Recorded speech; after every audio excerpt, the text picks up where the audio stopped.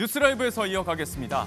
해야 할 일을 완수했다. 이른바 침대 변론 끝에 구형이 미뤄지면서 변호인들의 등을 두드리면서 격려한 윤석열 전 대통령이었는데요.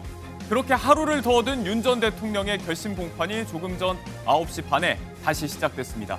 오늘은 구형이 나올 수 있을까요? 먼저 이루어지는 건 윤석열 전 대통령 측의 서증 조사입니다. 풀데이를 얻었다. 김용현 전 장관 측의 변호인들은 얘기했죠. 얼마나 걸릴까요? 윤석열 피고인 쪽이 한 몇 시간 정도 하실 예상이시죠? 6시간, 8시간 정도. 검찰 측에서 서증조사 7시간 반 하셨는데요. 예. 모든 피고인들이 다 7시간 반씩 할 권리가 있다고 생각됩니다. 다음 기일에 윤석열 피고인 쪽 진행하고 그다음에 구형하고 최종 변론 마무리하는 걸로. 그 외에 옵션은 없어요. 그때 가서 또 하면 또 길어지고 그 방법이 없어요. 일단 왜냐하면 다음 기일 날은 그냥 무조건 끝내는 겁니다. 점심 휴정 시간까지 포함하면 이후에 진행될 이 구형은 오후 4시가 넘어서 나올 수 있다는 관측인데 또 한 차례 필리버스터식의 변론이 나올 수도 있습니다. 그렇게 되면 더 늦어지겠죠. 이후 피고인 8명의 최후 진술까지 다 듣게 되면 또 밤늦게까지 재판이 이어질 가능성이 높습니다. 윤 전 대통령은 A4용지 40쪽 분량의 원고를 직접 썼다고 합니다. 그러면 재판이 또 미뤄질 수도 있을까요? 법원 인사일인 2월 23일 전에 선고를 하려면 실질적으로 그 전주 금요일인 2월 20일까지는 선고를 해야 되는데 안정적으로 설 연휴 전 2월 13일까지 선고해야 한다는 목소리도 나오고 있습니다. 그렇게 되면 딱 한 달 남았죠. 오늘 꼭 끝낸다. 다른 옵션은 없다던 지규현 재판장. 안 그렇게 되면 많이 촉박해질 것 같습니다. 일각에선 이 사형 구형이 윤 전 대통령에게 일종의 훈장이 될 수 있다는 지적까지 합니다. 그리고 이 사람은 감옥에서 대통령이 돼서 돌아오겠다고 말했죠. 전광훈 사랑제일교회 목사의 구속영장 실질심사도 조금 전에 시작됐습니다. 지난 서울 서부지법 난동 당시 배후에서 윤 전 대통령 지지자들을 부추겼다는 혐의죠. 1년 만에 구속 갈림길에 서게 됐는데요. 앞서 10시에는 그 앞에서 기자회견을 열기도 했습니다. 내가 트럼프 대통령의 VIP로 초대를 받아서 그 다음 날 내가 트럼프 취임식을 가게 되었어요. 그래서 나는 그 서부 사태 일어난 것도 미국 가서 하는 거예요. 국민 저항권 발언이 이 서부지법 사태에 영향을 끼쳤다. 이게 이렇게 영장 청구까지 오게 된 건데. 국민 저항권은요, 법대생 2학년한테 물어보면 다 알아요. 법대생 2학년한테 물어보세요. 국민 저항권이 뭔지에 대하여. 마이크까지 가져와서 열변을 토하고 혐의를 전면 부인했던 전광훈 목사인데요. 자, 구속 여부는 이르면 오늘 오후에 결정될 전망입니다. 자, 다음 소식 볼게요.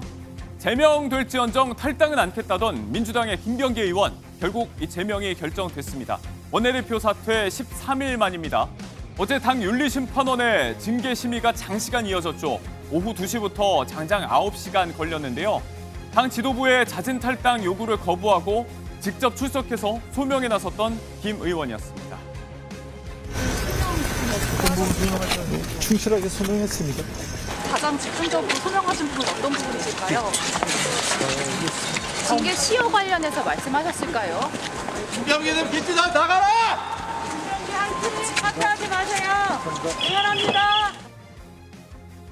이렇게 취재진 앞에선 말을 아꼈지만 본인 관련 의혹에 대해서는 적극 소명을 하고 일부 의혹에 대해서는 3년이라는 징계 시효가 지났다는 주장을 편 것으로 전해지고 있는데요.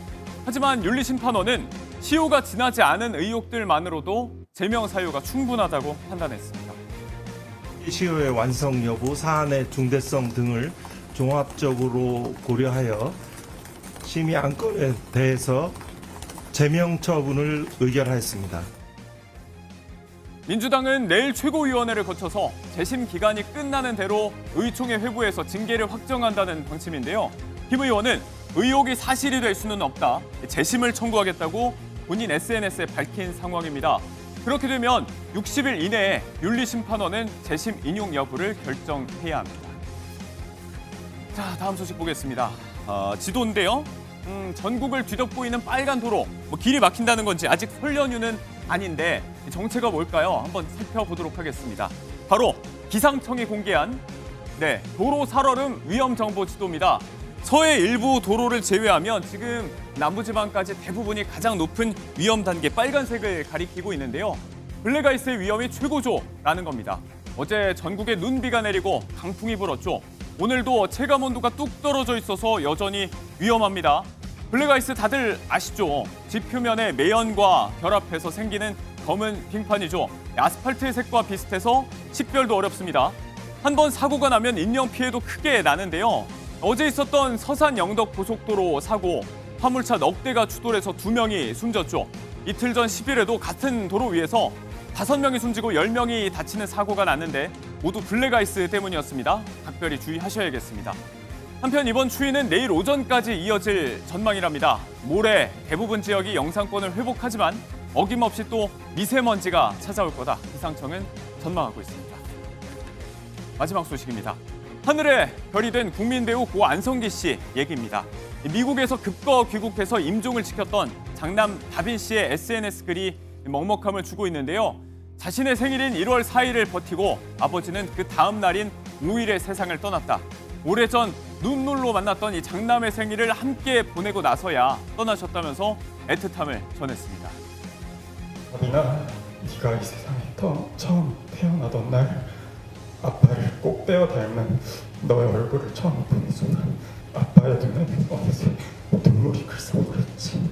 내 아들 다빈아, 이 세상에서 참으로 바꿀 수 없이 필요한 것이란 바로 착한 사람이란 것을 잊지 말아라. 지난 고인의 영결식 장면입니다. 오래전 아버지의 편지를 직접 읽었던 장남 다빈 씨의 모습을 보셨는데요. 장례 기간 동안 눈물도 많았지만 웃음도 많았다는 다빈 씨. 아버지가 남겨준 따뜻한 기억, 좋았던 기억이 참 많다면서 그림을 그리는 작가라서 다행이다. 한동안 아버지를 그리워하는 마음을 작품 속에 담게 될 것 같다고 전해서 애절함을 더했습니다. 우리의 국민 배우는 떠났지만 아들의 화폭 속에 오래도록 머물게 될 것 같습니다.